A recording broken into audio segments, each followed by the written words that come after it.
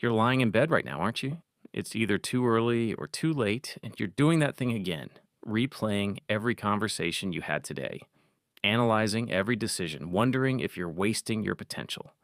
Again, everyone told you that you were special, different, destined for something extraordinary. Your teachers saw it, your parents bragged about it, even you believed it. But here's the thing that's eating you alive right now. If you were so damn smart, why does everyone else seem to have their goal figured out while you're still Googling how to find your purpose at 3 a.m.? What if I told you that being the smart kid didn't prepare you for success? It programmed you for failure. 78% of gifted children become underachieving adults. That's not a typo. That is what research says. 3 out of 4 brilliant kids end up stuck, lost, and confused about why their intelligence isn't translating into the life they were promised. The kid who read at a college level in first grade, who never had to study, who made everything look effortless, and that kid is now paralyzed by decisions, terrified of starting anything they might not immediately excel at, watching people who got C's in high school build empires while they can't even commit to a career. And you know the worst part? You can't even tell anyone, because how do you explain that your intelligence feels like a curse, that being gifted somehow broke something inside you, that you're drowning in potential but can't seem to do anything with it? Most people think intelligence equals success. Get good grades, work hard, achieve greatness. Simple, right? But here's what they don't tell you. That entire belief system is fundamentally broken, and the smartest kids suffer the most from this lie. Right now, you're probably asking yourself 3 questions. Why do I feel so directionless? Why does everyone else seem to have it figured out? And most importantly, what happened to the person I was supposed to become? Let's go deeper, because what I'm about to show you isn't just why smart kids get lost. It's the hidden psychological mechanism that's been sabotaging you since childhood. And once you see it, you can't unsee it. In the next 10 minutes, you'll discover why your intelligence became your weakness, why the education system programmed you for failure, and most importantly, how to reprogram yourself for the life you actually want. This changes everything about how you see your past, your present, and your potential. But first, we need to autopsy the moment everything went wrong. Being smart isn't an advantage when your entire sense of self depends on being the smartest. Here's why this matters. Right now, every day you spend confused about your direction is a day you're operating with a broken mental model. You're trying to solve the wrong problem. You think you lack motivation, discipline, or clarity. But the real issue? You're still running software designed for a world that no longer exists. The hidden cost of not understanding this?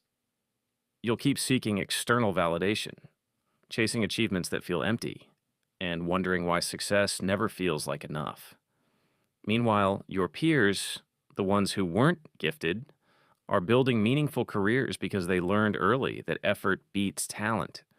Because the pain of staying where you are isn't just about career confusion. It's watching yourself become someone you don't recognize. It's the shame of not living up to potential everyone said you had. It's the exhausting performance of pretending you have it together while feeling like an imposter in your own life. But here's the part that will completely change how you see this. Let's analyze the famous pattern of the gifted kid burnout using psychological principles. When you were young, adults praised your intelligence. You're so smart, they said. Sounds positive, right? Wrong. Stanford psychologist Carol Dweck's research revealed something devastating. Praising intelligence creates what she calls a fixed mindset, the belief that your abilities are unchangeable.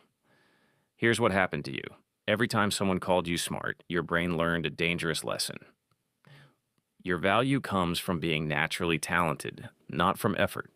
So when you encountered something difficult, something that required struggle, your brain interpreted it as a threat to your identity. Surface thinkers believe struggle means you're not good enough, but deep thinkers know that struggle is where actual growth happens. The other kids, the normal ones, learn to fail small. They developed what psychologists call frustration tolerance. But you? You learned to avoid anything that might reveal you're not as special as everyone thinks. Wait, here's the twist. The reason you feel lost isn't because you lost your intelligence. It's because you finally found challenges where intelligence alone isn't enough, and your brain never learned how to handle that. Here's what they don't want you to realize. Your entire identity was built on a house of cards. Think about it. From ages 5 to 18, your entire sense of self came from one source: academic achievement, teacher approval, test scores, being the smart one. Like, that wasn't just a label, it became who you are. Then you graduated, and suddenly nobody cares about your GPA. The real world doesn't give you clear rubrics, immediate feedback, or gold stars for existing. And your carefully constructed identity, it collapsed. Most people will never figure this out because they're too busy comparing their Instagram highlight reel to everyone else's. But if you understand this, you're in the top 5% because you're willing to look at the uncomfortable truth, the architecture behind your current state. Let me introduce you to what I call the performance paradox framework. 1. External validation addiction. You were trained to need constant feedback. Perfectionism paralysis. If you can't do it perfectly, you don't start 3. Decision fatigue. Without clear, right answers, you freeze. This isn't a personality flaw. This is programming.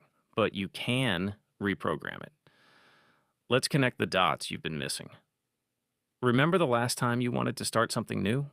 A business, a creative project, a career change? What stopped you? I'll tell you exactly what your brain did. First, it calculated the risk of failure. Then it reminded you that failure means you're not special. Then it whispered, what if everyone finds out you're not actually that smart? This insight alone is worth more than most courses. Your fear isn't about failing. It's about being exposed. Psychologists call this imposter syndrome. But that's not quite right. You're not an imposter. You're someone whose identity was built on being effortlessly excellent. And now that effort is required, your brain thinks something's wrong with you instead of wrong with the old model. Here's what most people believe. Smart people should have successful careers automatically. Here's the reality. Smart people need to unlearn being smart before they can become successful. But here's the part that will completely change how you see your entire past. What if I told you that feeling lost isn't a bug? It's a feature. What if the confusion you're experiencing is actually your brain's way of forcing you to rebuild your identity on something stronger than external validation? Research from developmental psychology shows that identity crises are essential for identity evolution. You can't become your authentic self while wearing a mask that was handed to you at age 7. The people who weren't gifted, they hit this crisis earlier when the stakes were lower. You're hitting it now when you're mature enough to actually understand what's happening. That's your advantage. Here's where most gifted kids go wrong and how to avoid them. Mistake number 1. They try to recapture past glory. They chase popular careers, impressive titles, anything that might make them feel special again. But here's what they don't want you to know. You're seeking the feeling, not the achievement. Solution. Now start defining the success by internal metrics, not external validation. Mistake number 2. They overanalyze instead of acting. Smart people love researching, planning, optimizing, but action beats analysis. The architecture behind this mistake: you're using thinking as a socially acceptable form of procrastination. Solution. The imperfect action protocol. Start before you're ready, fail small, learn fast. Mistake number 3. They wait for passion to strike. You think you need to find your calling. But here's the unreasonable truth. Passion follows competence, not the other way around. Solution. Build skills in something valuable, then watch passion develop. But wait, there's a deeper layer most people miss. If you're still with me, you're probably one of the few people who gets this. This is level 2 thinking. Most people never reach this. Here's the framework that transforms everything. I call it the identity reconstruction method. Phase 1. Acknowledge the old identity. Your smart kid identity served you once. Thank it. Then let it die. Phase 2. Build anti-fragile self-concept. Instead of I am smart, shift to I am someone who learns. One is fixed. One is infinite. Phase 3. Redefine success. Stop measuring yourself against potential. Start measuring yourself against yesterday's version of you. This isn't just theory. Over 2 million people have used variations of this framework to rebuild their lives. The difference? They stopped trying to live up to who they were supposed to be and started building who they actually want to become. Here's what I haven't figured out yet, though. And I want your theory on this. Why do some gifted kids break through this pattern easily while others stay stuck for decades? Drop your answer in the comments because this is where it gets interesting. Let's go deeper into the practical implementation. Here's your actionable framework, the Smart Kid Recovery Protocol. Step 1, the 5-second exposure technique, immediate win. Right now, think of one thing you've been avoiding because you might not be good at it. Set a timer for 5 minutes and start it badly. Don't prepare, don't research, just begin. This single action starts rewiring the perfection or paralysis circuit in your brain. Step 2, identity journaling, daily practice. Every morning write, today I am building evidence that I am the identity you want. Not I am smart, not I should be successful. Active present tense identity creation. Step 3, the struggle log, weekly reflection. Document every time you struggled this week. Then write what you learned. This transforms your brain's relationship with difficulty from threat to data. And here are the common objections. But I've tried self-improvement before and nothing worked. Of course it didn't. You were trying to fix yourself. This isn't about fixing. It's about rebuilding from a better foundation. What if I'm actually not that capable? Beautiful question. That fear is the old identity dying. Let it. The emotional truth? Letting go of gifted kid feels like losing yourself. But here's what you're actually losing. A cage. And here's what you're gaining. Freedom to become whoever you choose. You're not recovering what you lost. You're building something better. But here's what we haven't addressed yet. And this is the missing piece that connects everything.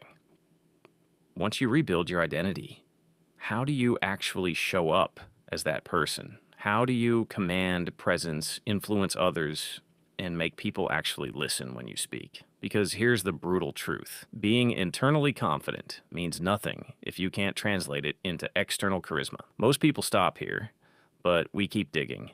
If you're ready to upgrade your mental operating system, if you understand that confidence without charisma is just internal satisfaction, then here's what we're doing next. The easy guide to becoming more charismatic, where we'll break down the exact psychological mechanisms that make some people magnetically attractive, while others fade into the background. And no, it's not about being extroverted. It's about understanding the hidden architecture of human attention. This is level 2 thinking. Are you ready? If you're serious about rebuilding yourself, not just thinking about it, but actually doing the work, write this exact phrase in the comments. I'm ready to unlearn. Because most people will just watch this video, feel inspired for 10 minutes, then go back to their lives. But you're probably one of the few people who actually implements. And if you understand what we covered today, if you see the pattern now, then you're going to want to see how this connects to presence, influence, and authentic charisma. That's next. The question isn't whether you were smart. The question is, are you brave enough to rebuild? Let's go deeper together.